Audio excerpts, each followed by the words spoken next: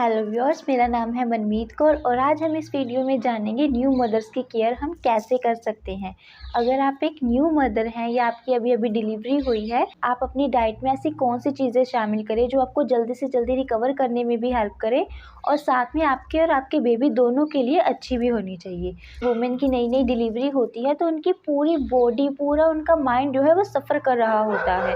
Internal organs होते हैं वो बढ़ जाते हैं तो वो सारे अपनी रीशेप में आना स्टार्ट कर देते हैं। वैसे जो बेबी होता है वो भी फीड कर रहा होता है, तो उस टाइम पर अपनी आराम पर, अपनी रिकवरी पर ध्यान नहीं देते हैं तो आने वाले टाइम में आपकी बॉडी और भी ज़्यादा वीक हो जाती है और आप इससे बहुत सारी जो बीमारियां होती हैं उनको इनवाइट कर लेते हैं। आपको सबसे पहले किन बातों पर ध्यान रखना चाहिए? तो एक न्यू मदर होती है, उनका टाइम टेबल बिल्कुल ही ख़राब हो जाता है।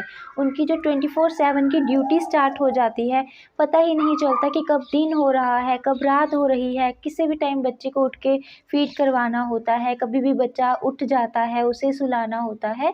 की रूटीन होती है, खाने की रूटीन होती है, वो बिल्कुल ख़राब हो जाती है।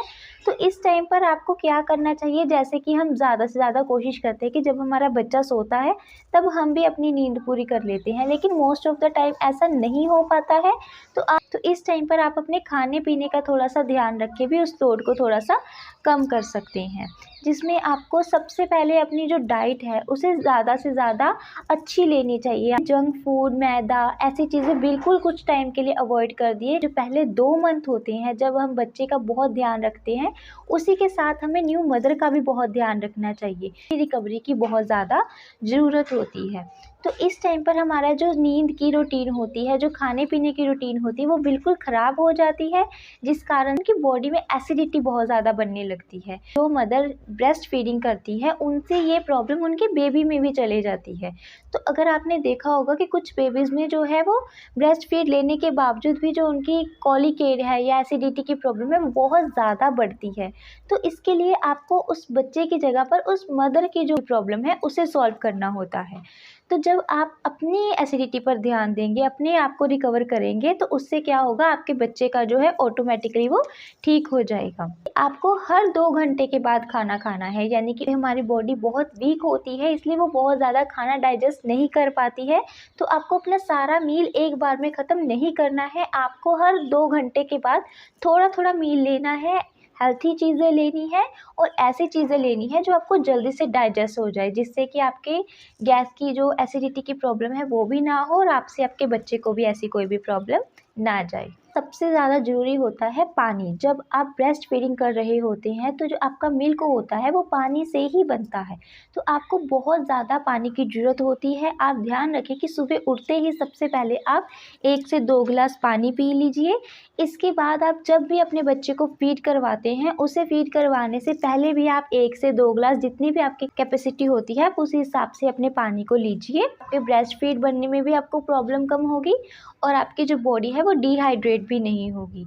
यह मिल्क प्रोडक्ट्स, आपको अपनी डाइट में मिल्क या मिल्क प्रोडक्ट्स दोनों को ऐड करना है। कुछ लोगों को मिल्क से एलर्जी होती है या फिर वो दूध को लाइक नहीं करते हैं या नहीं पी पाते हैं, तो आप उसकी जगह पर दही से बने प्रोडक्ट्स जैसे कि छाछ, लस्सी, बटर मिल्क, ऐसी चीज़ें भी ले सकते हैं। इसके अलावा आपको अपनी रेगुलर डाइट में fruits, fresh vegetables, green leafy vegetables, ऐसी चीज़ों को भी ऐड करना होता है ताकि आपकी बॉडी को पूरी तरह से न्यूट्रिशंस मिल पाए और आप जल्दी से रिकवर कर पाएँ। स्पाइसेस जो होती हैं वो हमारी बॉडी उस टाइम पर अच्छे से डाइजेस्ट नहीं कर पाती है, जिससे हमें एसिडिटी की प्रॉब्लम बहुत ज़्यादा बढ़ने लग जाती है। ये स्पाइसेस हमारे बेबी को भी हार्म करती हैं। इसके अलावा जो चीज़ें आपको गैस बनाती हैं, जैसे कि कोई वाई चीज़ें होती हैं, छिलके वाली दालें होती हैं, बीन्स होती हैं, ऐसी चीज़ों को भी आप अवॉइड कर सकते हैं। आपको जो बेबी से पहले आपको जिन चीज़ों से गैस बनती थी, जिन चीज़ों से प्रॉब्लम होती थी, आप उन चीज़ों को भी अवॉइड करके रखें। जिन चीज़ों से आपको लूज़ मोशन होती हैं तो आप इन चीज़ों को भी बिल्कुल अवॉइड करें, क्योंकि सिजेरियन या सी सेक्शन बेबी होता है उनको स्टिचेस लगे होते हैं और जिनका नॉर्मल बेबी होता है उनको भी नीचे स्टिचेस लगे होते हैं। तो उस टाइम पर 1-2 बार भी टॉयलेट जाना कितना मुश्किल होता है। अगर आपको उस टाइम पे लूज़ मोशन की प्रॉब्लम होगी तो ये और भी ज़्यादा आपको डिफ़िकल्टीज़ दे सकती है। इसके अलावा आपको अल्कोहल या स्मोकिंग को बिल्कुल बिल्कुल भी नहीं यूज़ करना है। अगर आपके घर में भी कोई स्मोकिंग करता है तो आपको उनको भी बोलना है कि वो घर से बाहर आपकी बेबी और आपसे दूर जाके करे, क्योंकि उस टाइम पर इतनी ज़्यादा बॉडी वीक होती है कि स्मोकिंग की स्मेल से ही आपको जो है गला ख़राब हो सकता है या आपके बेबी पर भी वो गलत इफ़ेक्ट डालते हैं। तो इसलिए आपको इन चीज़ों को बिल्कुल अवॉइड करना है। न्यू मदर बनते हैं उस टाइम पर आपको किसी भी तरह की मेडिसिन को नहीं लेना है। अगर आपके डॉक्टर ने आपको कुछ मेडिसिन रेकमेंड की है किसी प्रॉब्लम की, इसके अलावा आप कोई भी मेडिसिन नहीं ले सकते हैं, क्योंकि जो भी मेडिसिन हम लेते हैं वो हमारे ब्लड में मिक्स हो जाती है। ब्लड से वो जो है मिल्क बनता है और वो मेडिसिन जो है मिल्क के थ्रू हमारे बेबी में भी जा सकती है, जिन मेडिसिन की ज़रूरत हमारे बेबी को नहीं होती है। तो अगर आप किसी प्रॉब्लम की भी मेडिसिन ले रहे हैं तो आपको पहले अपने डॉक्टर से बताना है कि मैं एक ब्रेस्ट फीडिंग मदर हूँ, और इसलिए वो डॉक्टर आपको उसी हिसाब से ऐसी मेडिसिन देंगे जो आपके बेबी के लिए भी सेफ़ होगी। हम जानेंगे कि आपको अपनी रूटीन को कैसे सेट करना है। जैसे कि हमने पहले भी बताया कि जो एक न्यू मदर की रूटीन होती है वो बिल्कुल बिगड़ जाती है। उनका दिन और रात का टाइम टेबल जो होता है वो बिल्कुल ख़राब हो जाता है, लेकिन फिर भी आप ज़्यादा से ज़्यादा अपने टाइम टेबल के हिसाब से खाने की कोशिश कीजिए। जैसे सुबह उठते ही, जब भी आप अपनी मॉर्निंग में उठते हैं तो सबसे पहले आप पानी पीजिए। पानी के बाद आप रात को भिगोए हुए बादाम, अखरोट, नट्स ऐसी चीज़ें खाइए।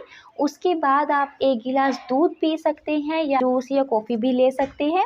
इसके बाद आप अपना ब्रेकफ़ास्ट कीजिए। ब्रेकफ़ास्ट में आप चपाती, राइस या फिर जो भी आप हल्का-फुल्का अपना जो नाश्ता करना पसंद करते हैं उसे कीजिए। बस आपको ध्यान रखना है कि आपका जो नाश्ता है उसमें डेयरी प्रोडक्ट्स, ग्रेन्स और वेजिटेबल जो हैं वो अच्छी अमाउंट में ऐड होनी चाहिए। लंच में भी आपको ध्यान रखना है कि आपको अपने लंच में दही को ज़रूर ऐड करना है। अगर आप दही को नहीं ऐड करते हो तो अपना रायता ऐड कर सकते हो, छाछ ऐड कर सकते हो, लस्सी ऐड कर सकते हो। और जो मॉर्निंग का ब्रेकफ़ास्ट और लंच होता है इसमें आपको एक मिड स्नैक लेना है। इस स्नैक्स में आप अपने फ्रूट्स ले सकते हैं। इवनिंग के टाइम पर आप सूप ले सकते हैं, क्योंकि इवनिंग के टाइम पर जो ठंडी चीज़ें होती हैं वो कई बार आपको खांसी जुकाम कर सकती हैं। तो इस टाइम पर अगर आप सूप वगैरह लेते हैं तो आपके लिए ज़्यादा बेनिफिशियल होता है। तो आप घर पर बनाया हुआ वेजिटेबल सूप ले सकते हैं। इसके अलावा आप बेसन का चीला ले सकते हैं, सूजी का चीला ले सकते हैं। ऐसी कोई भी हेल्थी चीज़ ले सकते हैं और इसके साथ अपनी टी और कॉफ़ी को भी एंजॉय कर सकते हैं। फिर आपको रात को डिनर में सेम जो आपने लंच में खाया था वैसे ही आपको रात में डिनर भी लेना है। बस आपको ध्यान रखना है कि आपके जो डिनर है इसमें दाल, सब्जी, रोटी ऐसी चीज़ें होनी चाहिए। इसके अलावा आप जो भी खाते हैं वो आप हेल्थी वर्जन में खा सकते हैं।